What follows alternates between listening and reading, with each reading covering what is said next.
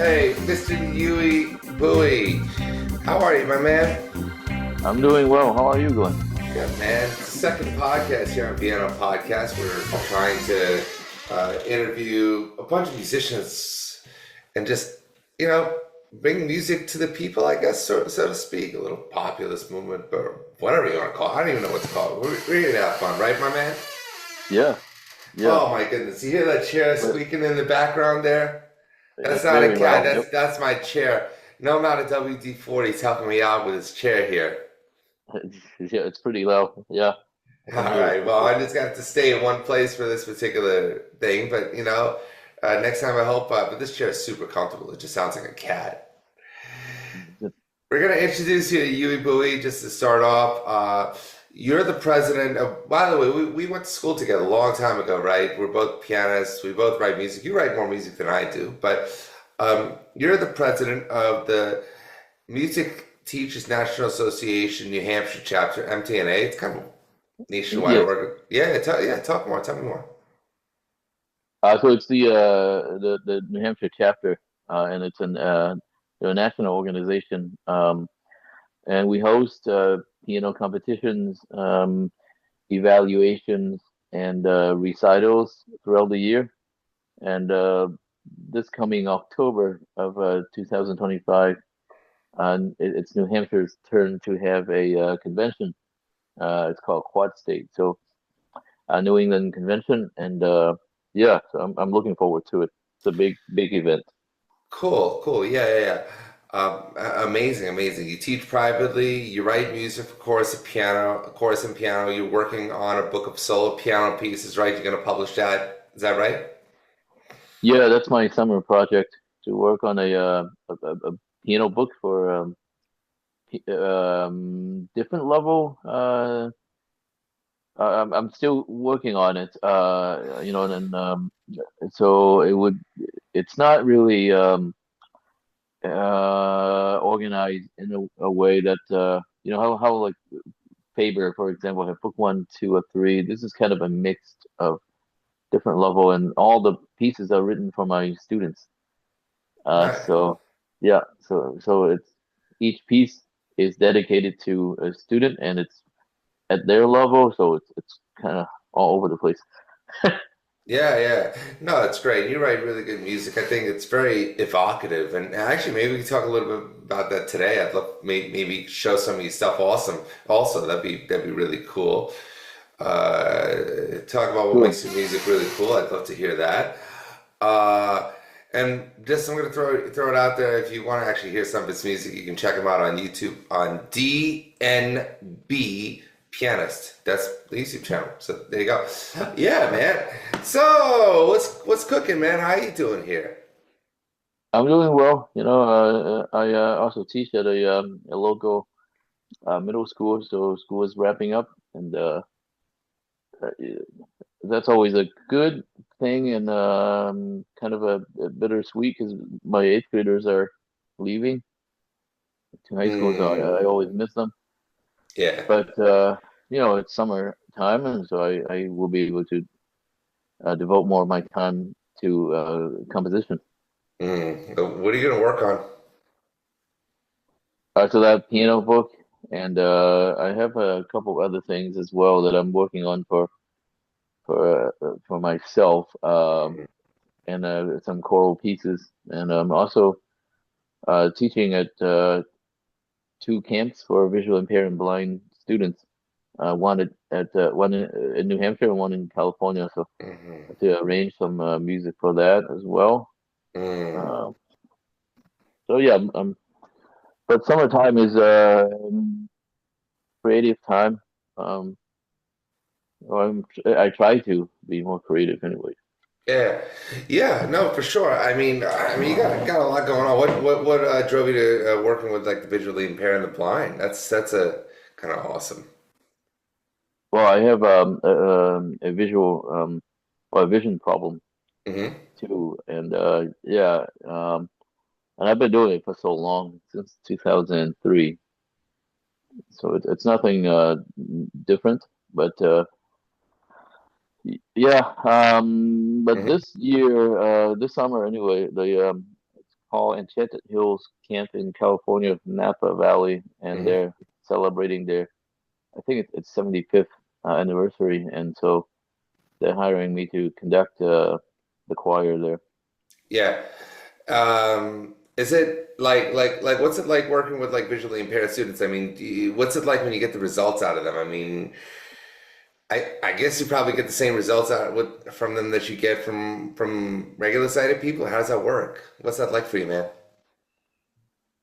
So teaching people with visual impairment depends on, well, if it's one-on-one, it really depends on the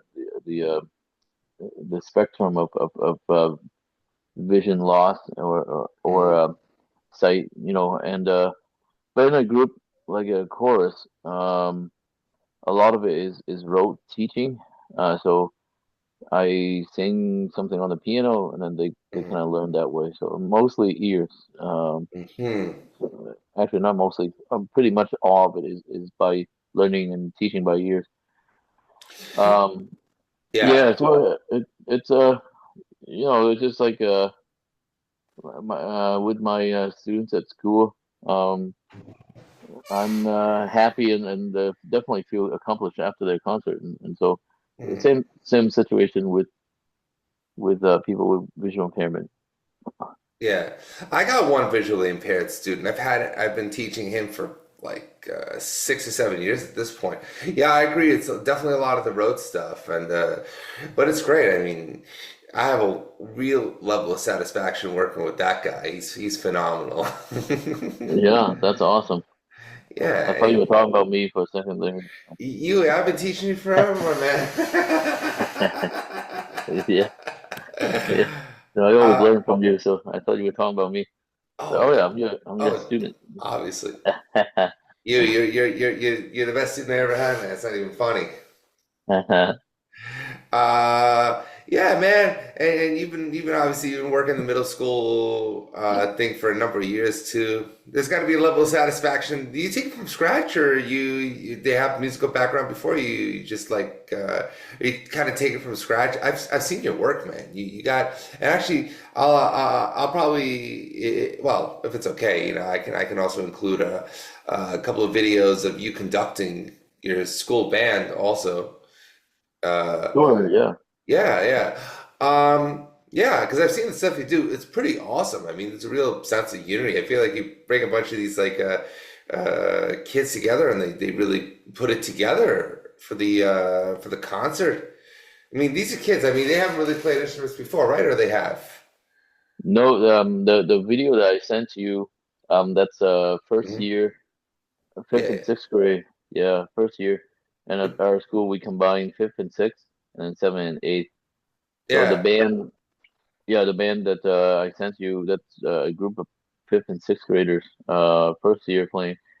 And then you're gonna see an adult, one of my colleagues playing the drum, and because the percussion part in that particular piece is very difficult for the fifth grade students, so he's there to sort of yeah. help out. Sure.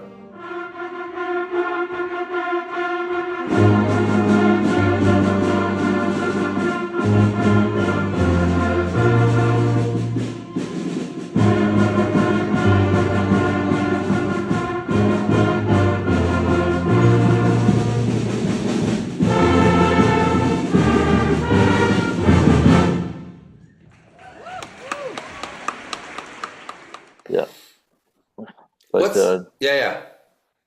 no, it's fun. It's fun. It's middle school, so it's unpredictable. Everything is unpredictable. Oh, yeah. Yeah, well, what are the challenges for you? What's hard for you when it comes to doing this kind of work? When you try to get all these people Um, together? well, one of the things I need to be better, and I'm trying to find different strategies, but Mm, is to make personal connection with every student. mm, Um, but if it's in, but because I'm teaching chorus and band, and those are big classes, it's very difficult sometimes to make connection with them. So, like for example, the band. There are 72 kids in that class. So Mhm. yeah, Yeah. it's hard. And this year we have 39 trumpets. Uh, let's see, three euphoniums, four percussion, 11 saxophone, four clarinet, and one flute. So Mhm. it's not quite balanced. Okay. 30, All right. 39 trumpets. That's all Yeah. you're gonna be hearing. Yeah. Oh, goodness. Yeah. That's crazy, man. So what's the magic? What's the solution? Um, so usually my I'm still dealing with building up the program from the pandemic. Pandemic really destroyed Mm. the band and chorus programs. I'm still building it. So after the first year of playing, so let's say the trumpets, for example, I'm gonna start convincing some of them to switch to like trombone, French Mm. horn, Wow. so that we have more of a balanced group. Because right now it's all trumpets. I mean, 39 of them, and then poor flute, one flute. Um, at the concert, I tried to mic her, but it didn't work as well. And she's competing with 11 saxophone and 39 trumpets, so forget it. Yeah. It's crazy. I mean, Yeah. how'd you get 39 trumpets? How did that happen? So yeah, so at our in our district, they start band, or they try to start band in fourth grade, and the reason I said try to is because the schedule can be difficult, and Mm. for some reason, well, first of all, we let them choose the instrument they want to play, of course, and for some reason, a bunch of them chose the trumpet. Mm. I mean, a bunch chose saxophone too, and that seems to be a typical thing. It's not anything new, but my school is not that big. The whole entire school is about 200. Yeah. So Yeah. yeah, so yeah, I wish more kids chose the flute and clarinets, but You don't have a lottery or something? Be like, yo, 15 trumpets, that's it.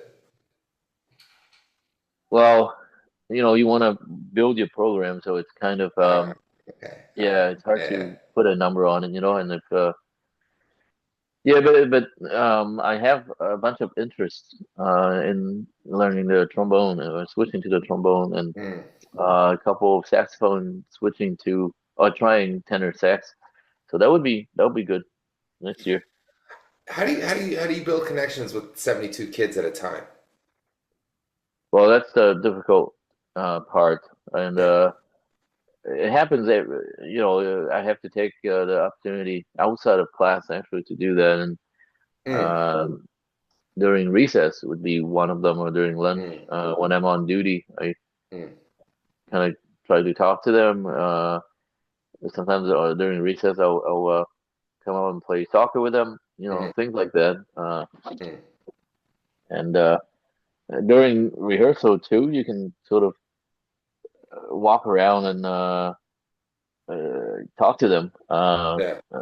But it's definitely harder than, let's say, if you have you're teaching a math class or a science class where you have 20 something kids in the class or less, and you're able to be one on one a lot. And yeah, they're core classes of science, math, and um, the teachers see them every day too, for an hour or more, so for each class. So that's Oh, easy. But for band, it's I don't see them as often, and so it's hard. But I try my best.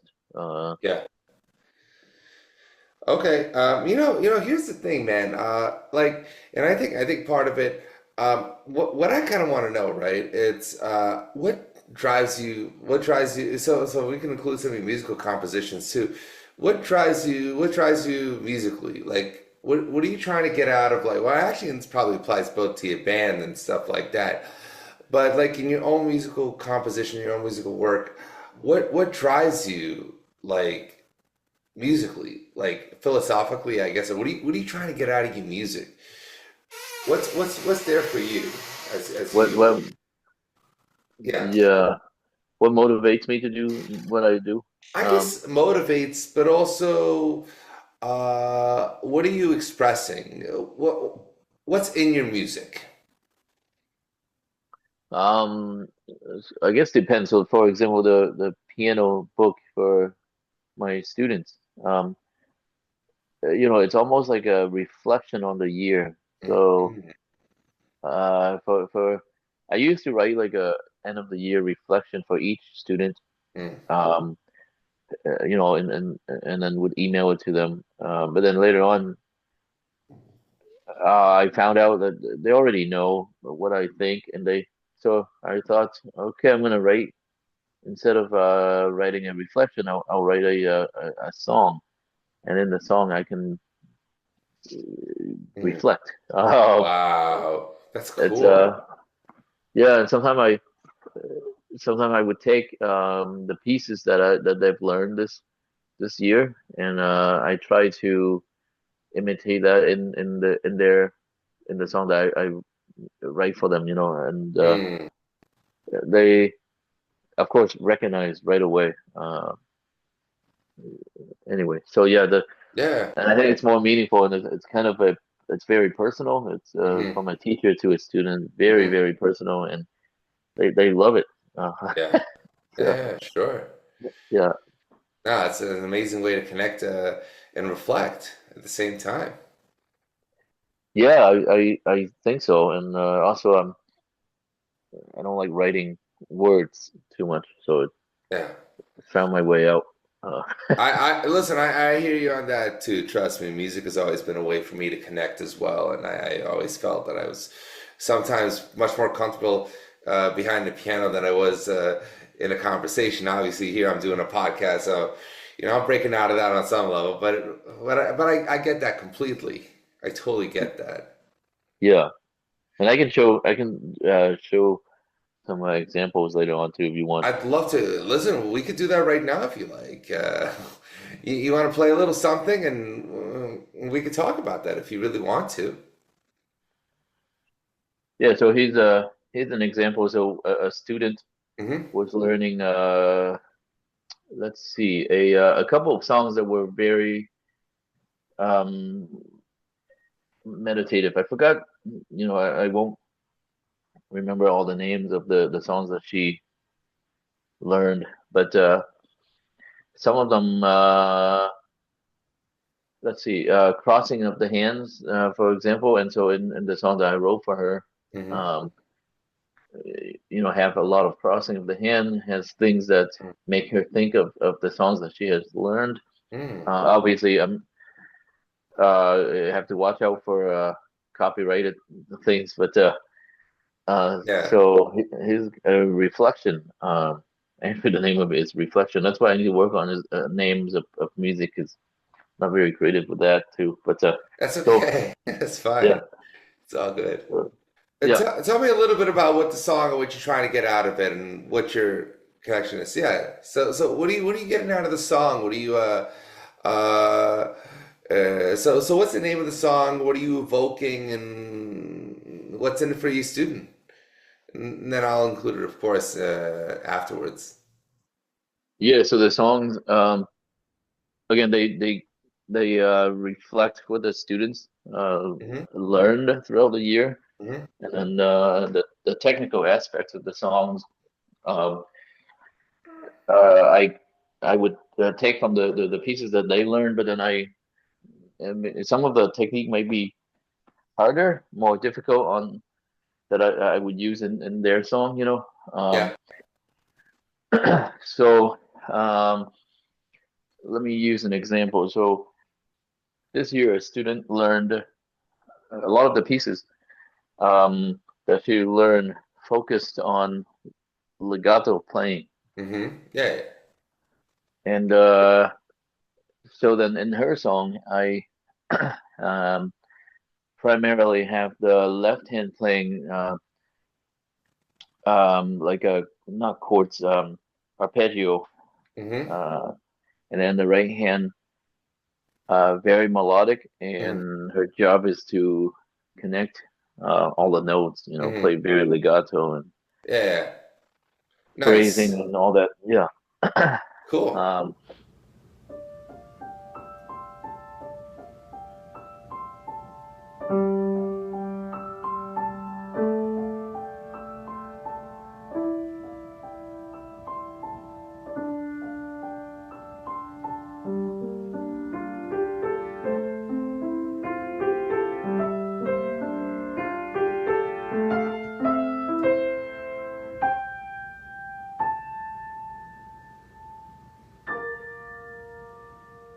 another student was working on scales Mm-hmm. Yeah. and yeah, and on speed. And so I Mm-hmm. wrote something that kind of reflected that, but instead of two octave scales or something, it would I would include like scales played on both hands, Mm-hmm. um, so things like that. Okay, But yeah. it's yeah.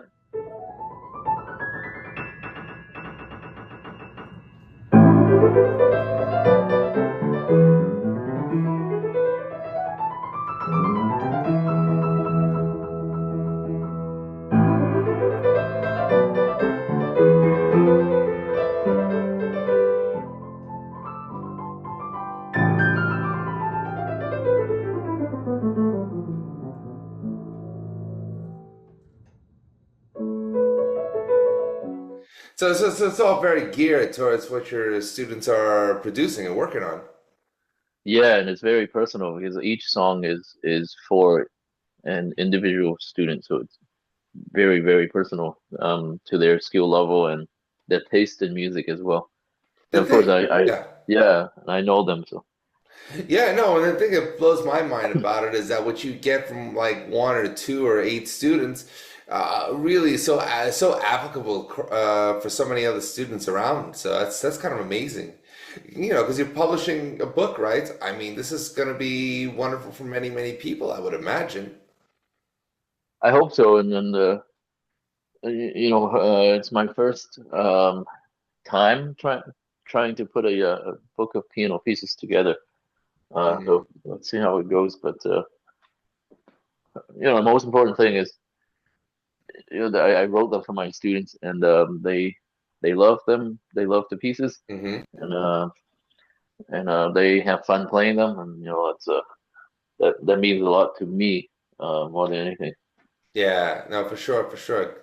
Yeah, totally. Do you think kids have a preference, like students, do they have a preference for more modern pieces or classical pieces? How do you see it? Or jazzy pieces? What's the preferences? Or do you find that like different students do it differently? How do you see it? Yeah, I want to hear what you have to think about that. Well, I think it depends on the student, Yeah. but I don't really stay with one Yeah. musical genre or style. Yeah. They should be exposed to different things, um, and but like so. For example, if they want to play in our state, like honors recital, which are more formal, so I Hmm. might give them something like a classical piece Yeah. or something that's similar, written by modern composers, but in a classical style. But if Hmm. they're but for like a Christmas concert or like a or a spring concert, they can play a jazz piece or a song that they want to. Taylor Swift. A lot of the girls want to learn Taylor Swift. Hmm. Um, yeah, so it depends. But I'm not really strict on a one Yeah. genre of music. Yeah. No, I get it across the board. I got kids who want to play everything. Some more poppy, more bluesy. I got a few that want to play the classical stuff. I'm like, okay, go for it. You go and preserve the art. The other ones, you go and make new art. Whatever. right? There's different Yeah, purposes to different things. So hey, why not, right? and some students want to learn how to write music, so I teach them how to do that, and Yeah, it's a totally. great way to get them playing, stay interested in music, and become creative, and also a great way to for them to practice like technical uh, things on the piano as well. Like if making them do churning all the time might not be as fun, or but if they're writing something and using those same techniques, um, they're a lot more invested in practicing this. No, well, and that's really the thing, right? Because listen, I got students who love churning who listen, they move through churning, but I got other people, right? So some it's funny because that's all obviously that's the difference between classical music and even any kind of jazz or composition. Some of it is input and some of it's output, right? So you're inputting. The thing with the classical music, right, being a written tradition, written culture, is you're inputting a lot of music, and even like so. I mean, even take a look at any jazz transcriptions, right? You're still inputting music, but then you can output music and create your own. And I guess there are different moments for different times, right? Some people want to do some input, and I always try to do some games with my students where um, I'll say, hey, and I'll do a little demonstration here as well. Um, while we're here, I'll do a little demonstration. So different moments we get different opportunities, right? So you have moments for input and moments for output. So like for example, right? So if you have a C5 finger position, right? Yep. I'll tell them to play a C chord. Is the audio good? Yep. All right. So I'll have them play a C chord, right? And maybe something in the right hand. C5 finger position. And I'll make up a melody. Right? Makes sense? Yeah. And so, different moments. Sometimes they want to play Beethoven, sometimes they want to do this. So that's kind of the deal. So so sometimes I think in music, whether we're playing it or students are playing it, it doesn't really matter, but you have different you'll either have an input where they want to play a classic or they want to learn something like a blues, and then there'll be an output where they want to make up their own stuff or use a certain form to do it, right? So that makes sense. Yeah. And as a teacher, I have to be flexible, and that's not how I was trained. So very rigid. Mm, But and I was rigid too when I first started teaching some years ago. But I don't know, nowadays it's important that teachers become flexible and give students choices, and be creative in their approach toward teaching. Uh, and composition. I've found uh, it kids love it. And some mm, will not. Some mm-hmm, will. Actually, you know what? I take that back. mm, All of my students like composition. Some need a lot more mm, direction than others. mm. I have one student who loves composition, but she has trouble starting, and she always wants me to give her like a 5 note melody or something, and then from there Mm. she can Oh yeah. continue. Yeah, and Oh, oh that's yeah. totally fine too. Yeah, Yeah, of course. Nothing like a set of training wheels, right? yeah, and yeah. But I think inviting kids to be creative Mhm. and expressive uh, is important. And Uh, well, and this is a really interesting thing, right? Because a lot of us, we have this training. We've been, We grew up on Beethoven, Schubert, and Mozart, and, all this professional stuff. But the thing is, right, were we taught to improvise? And I get the calls. People are like, hey, Glenn, listen, we got a job for you. This person Y wants to learn how to improvise in a classical style, or even just, I'm like, dude, first of all, there's so many great jazz pianists and teachers that improvise. But we got so caught up in learning how to just master every classical piece of music that we don't teach how to create music. And time moves forward, not backwards or stagnant.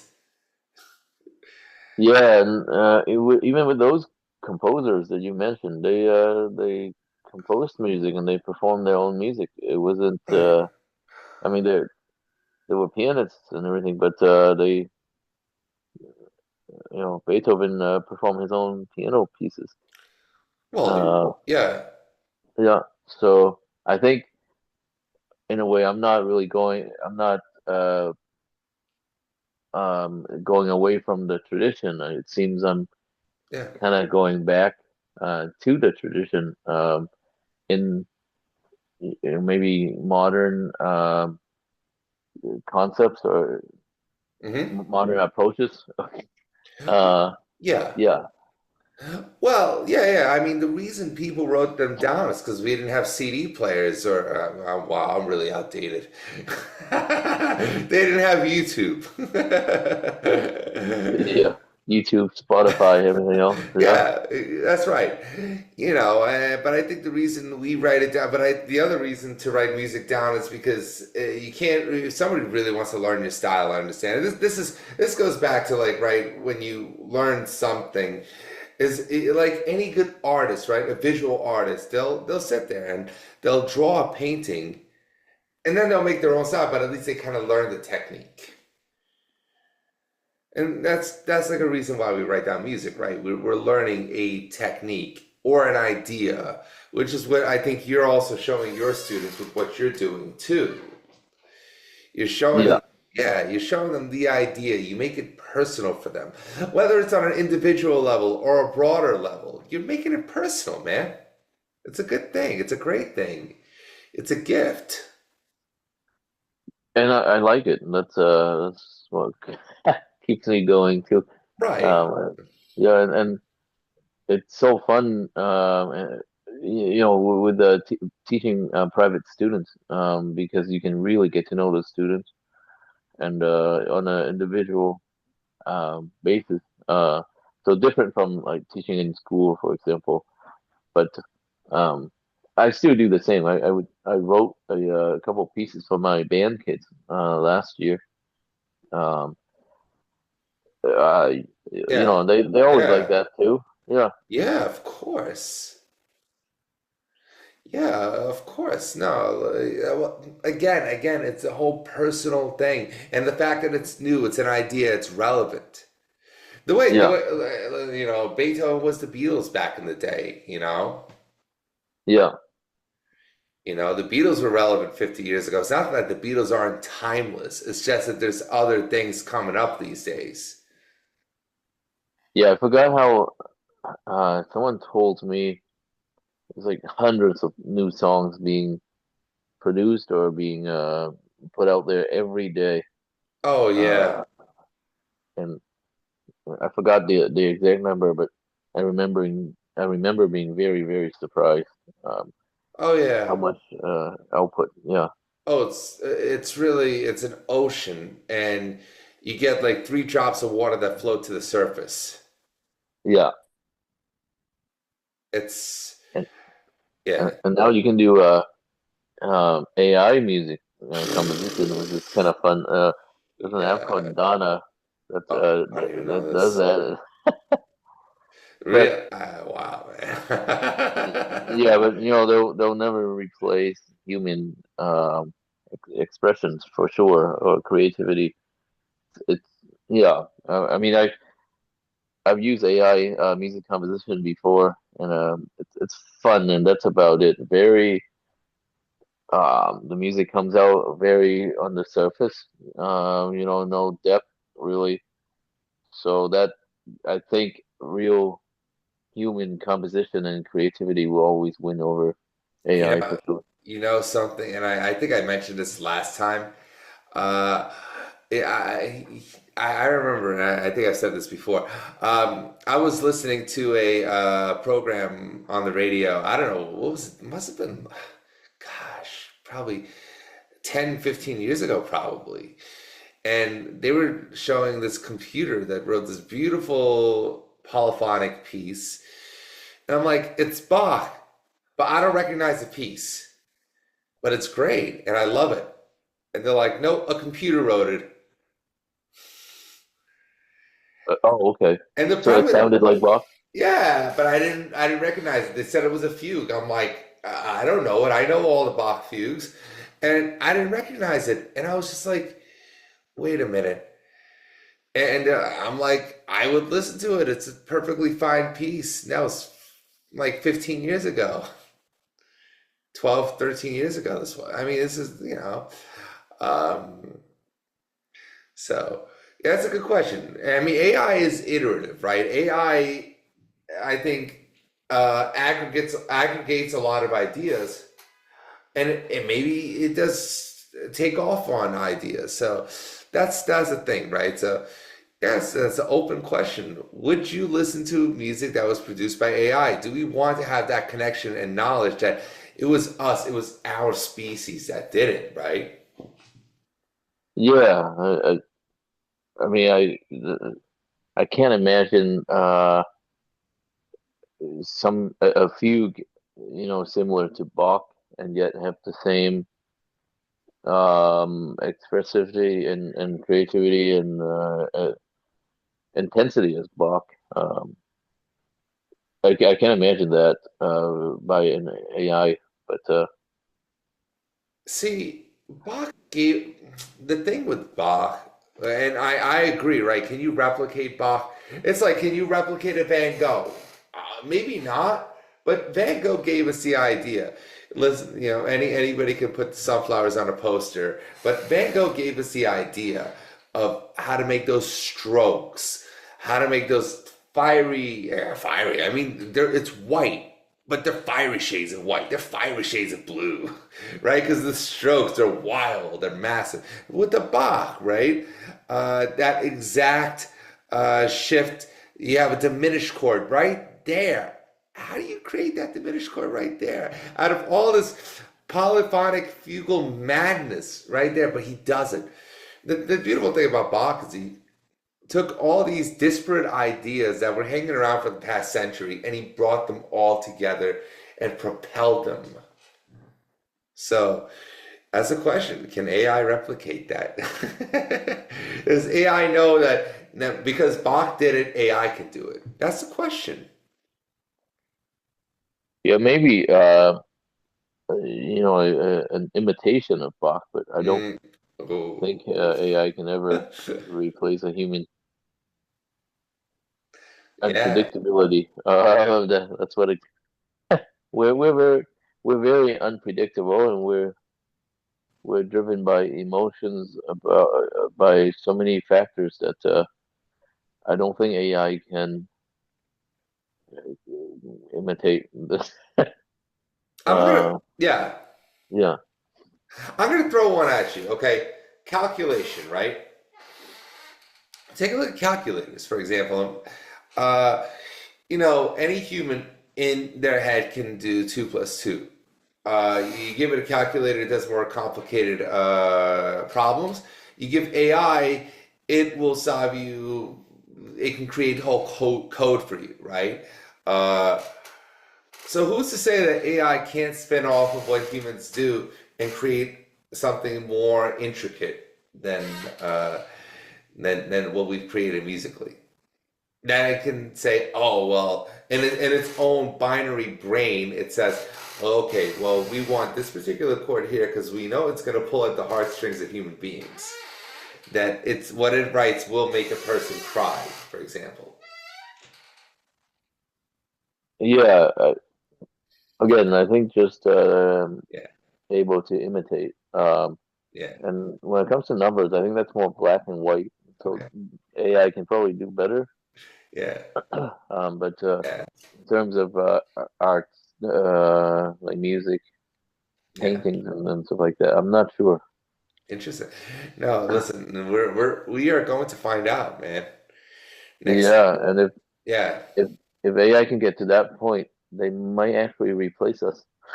So Well, no, they don't have I don't think they have the sentient consciousness. That's the key though. yeah, so that's what. Yeah. They don't have decision making authority. They don't have executive function. Well, even if they get to that point, where they do have all that. Yeah, I don't know. Replace a human being might be hard, but so far, from my experience working with AI stuff, um, not much going on there yet. We're a little fleshier. They don't have it like we do, man. Yeah. Yep. You know, we function a little higher temperature than they do. Yeah, and I think unconsciously we have like the vulnerability that AI may not feel, and also, Yeah, we live and die. That's yeah, a unconsciously. I think we will realize that somehow, and that comes through in our yeah. arts. Yeah.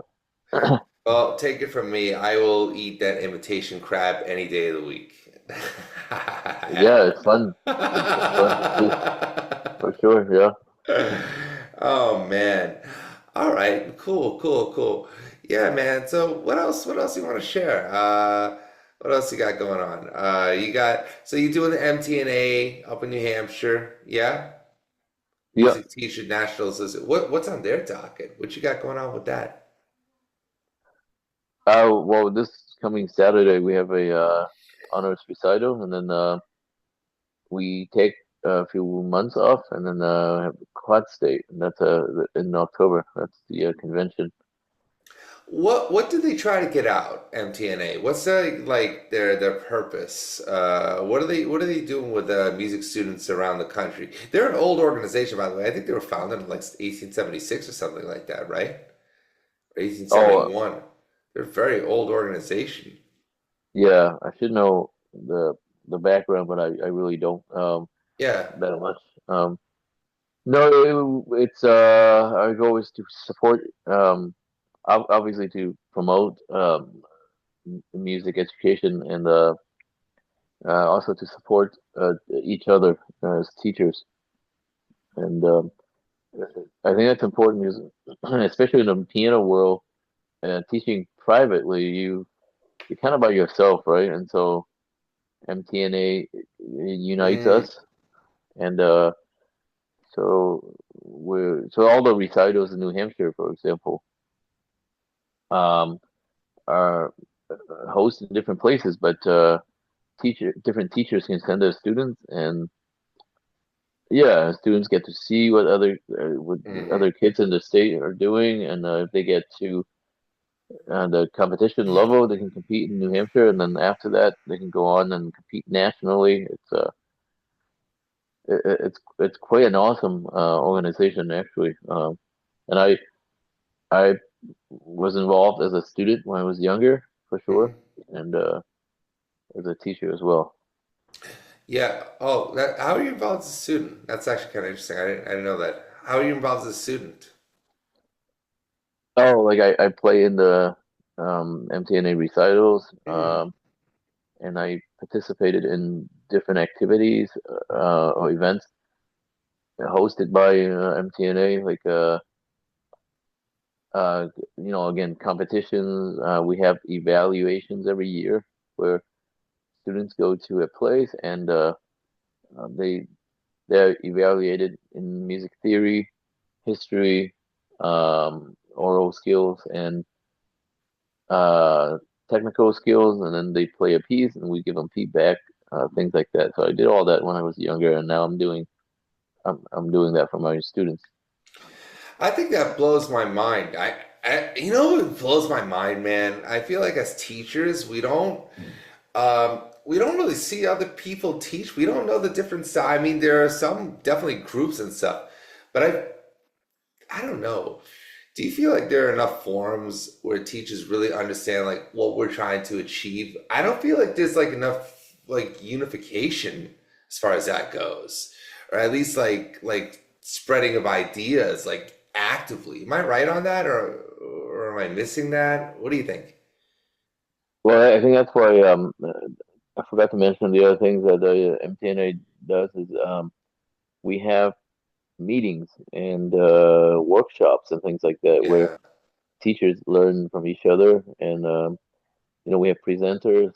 Um, but in like local chapters, like in New Hampshire, there's a New Hampshire chapter, but then there's also like a Seacoast chapter where teachers meet once a month, and we always have a topic, and you know we learn from each other.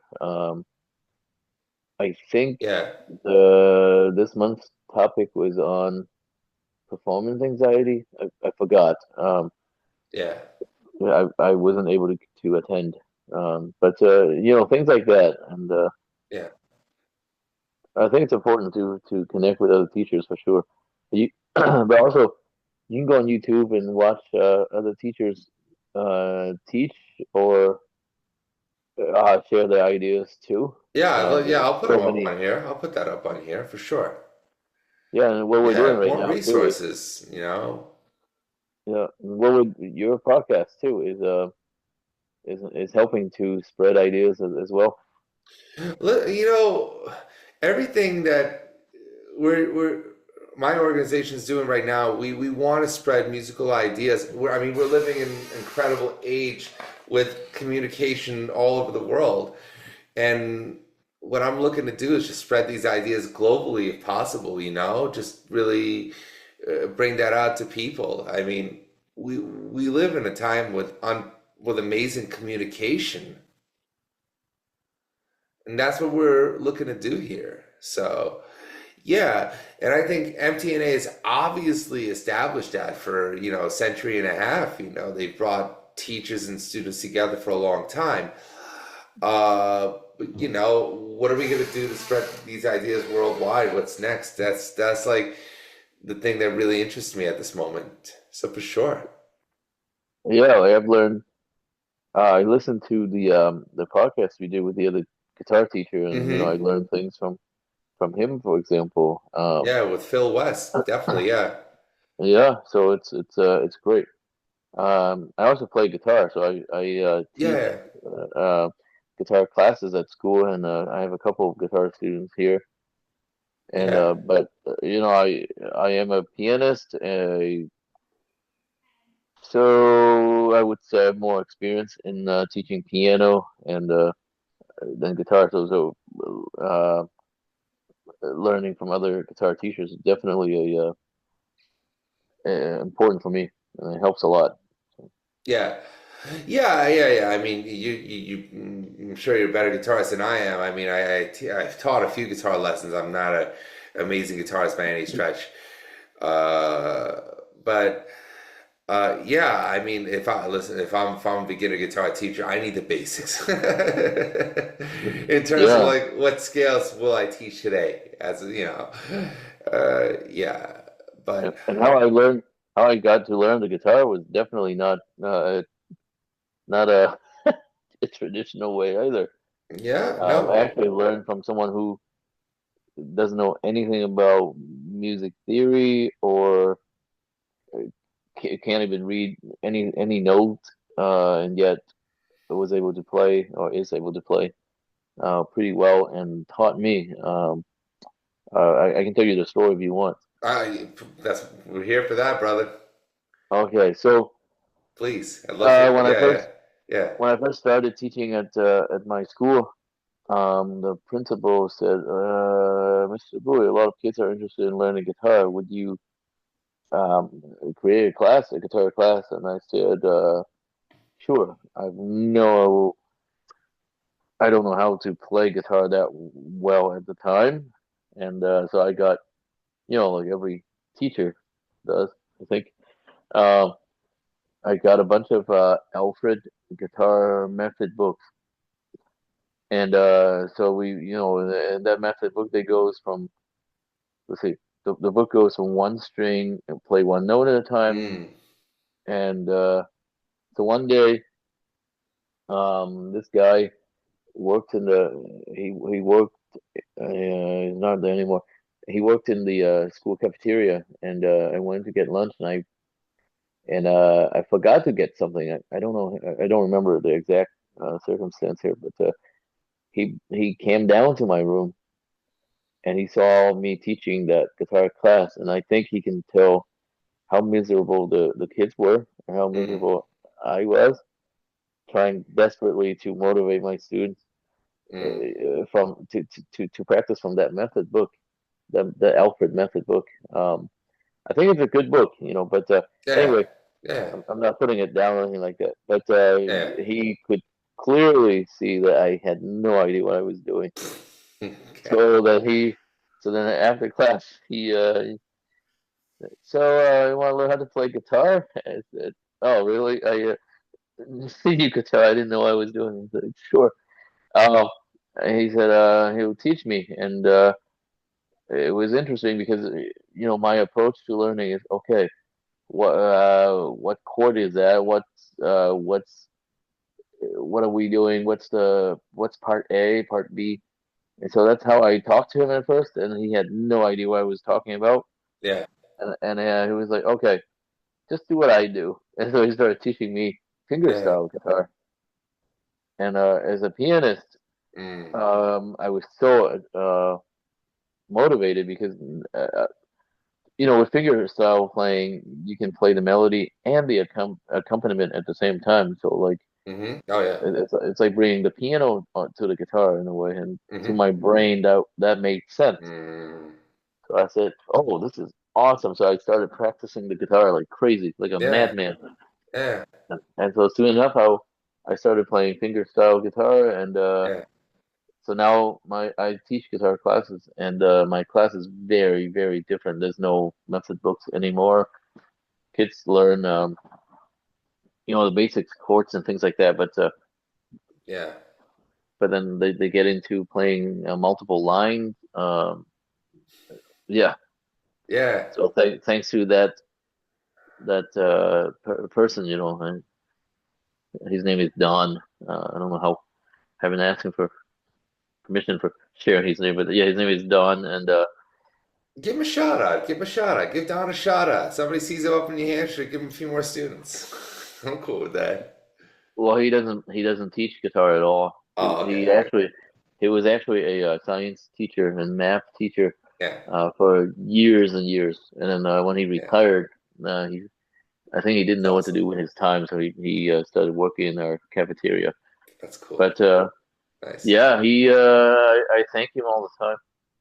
Yeah. By teaching me, now he's Mm, in a way he's teaching like hundreds of students through me. It's mm. Yeah. And that's I mean, this is what's really interesting, right? Is that on a base level, obviously you have ideas, right? And then once you synthesize a lot of ideas, you begin to have philosophies about how things work. And that's where it gets kind of interesting.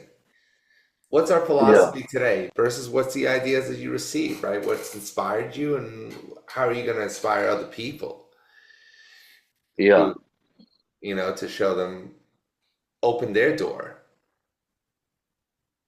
yeah. I mean, I think uh, for me, as long as I can get the students motivated and excited to practice their instrument and to learn music, um, then I feel successful. And then if they want to take it to the next step, and I'm always there for sure. Um, but I think even if, let's say, if I'm teaching some students now and they're not that interested in music because they have to, they're more interested in sports or some Hmm. other things. Yeah. at least I give him or her a background, some basics, and then later on, for sure, when they're older, they can always go back. And I have a couple. I've seen a couple of students doing that. Oh, Mr. Wu, I learned the guitars from you or the piano from you, and I wasn't really into it, but now I'm really into it. Can you help me Mm, start again? I'm like, sure, sounds great. mm, yeah, So a fun and impactful experience, I think is important. Obviously, we have to focus on like curriculum and all that stuff. But yeah. No, well, I mean, curriculum's a tool, right? yeah, and Yeah, and yeah, creating the curriculum is so important. I think, yeah, and especially for private teaching. You know, I mean, I don't know how many students you have. I know you have a lot, so I don't know how the heck you do it, but it has to be based on the individual student, and that's so tough. Uh, at least I have the school job, so I have to focus on that a lot. So I only yeah. have like a few students here and there that I teach privately, and to be on the to be honest about it, I actually handpick my students, so it's not like Hmm. Yeah, to teach privately. Yeah, that's great. That's a good position to be in. That's awesome. well, just because time, Yeah, I get to school at like 7 o'clock in the morning, and then get home around 4:30. So I don't have that much time to. So the private students that I have, they're really into playing, and I'm very clear about that. Like, okay, you want to take private lessons, it's not, it's not just you have to take this seriously in a way. oh Um, yeah. Yeah, of course, it's your time and theirs, right? yeah, and it's funny because sometimes students come to your lesson and they just want to it's like you're a psychologist, Oh and yeah. that's important too, because it's rare that a young person spends an hour a week with an adult and someone who will Hmm. listen to them for sure. Um, Yeah, yeah, that's and that's true. important too. But Yeah, after I'll give them like 5-10 minutes. Depends on the students, but to talk about what we want to do, and then we focus on the music after yeah, that. Yeah, yeah. We do create influence. I think as kids, they get influences from all different places. Their friends, YouTube, the iPad, and their piano teachers. So, and the yeah, teachers at school, obviously. So, yeah, it's great. We're giving them something cool, giving them something fun to do, and I think it's fun. I have a good time with it. I like it. Yeah, it's good to have different ideas and different things floating around and seeing, you know, what else we can give. I love the story, man, dude. I really like how these kids come back to you years later and like Mr. Bowie. Thank you for planting this idea in my head that we're gonna play the guitar or whatever. That's cool. That's cool, man. I'm all about that. That's awesome, brother. It really is. yeah. If you teach long enough, you have students, like older students coming back and Yeah, yeah. teaching their own kids. That's good stuff, bro. It really is, man. It really is. We're really doing something cool. I think we are doing something cool. And most important thing, uh, we can gain as much experience as we can and hopefully do something kind of cool with what we're doing, I guess. Yeah, and then for me anyway, being a teacher, I've learned so much about myself and about I don't know, life in general. Um, Yeah. but I've learned so much from teaching. It's kind of an interesting thing. If you want to learn something, try to teach it, and if the person you're trying to teach doesn't get it, you're gonna find ways to teach it, and then at the same time learn from the experience too. So Yeah, yeah, it's pretty amazing. Learning and teaching goes together. it really does. That's a whole other philosophy right there, brother. It really is. Yeah, You, man, what a pleasure, dude. It's been really great chatting. Thank you for coming on this podcast, man. It's been a pleasure. And, we'll talk, bro. We'll talk. Great yeah, for chatting with sure. you as always, dude. Yeah, you as well. And good luck with everything. And I'm glad you started a podcast.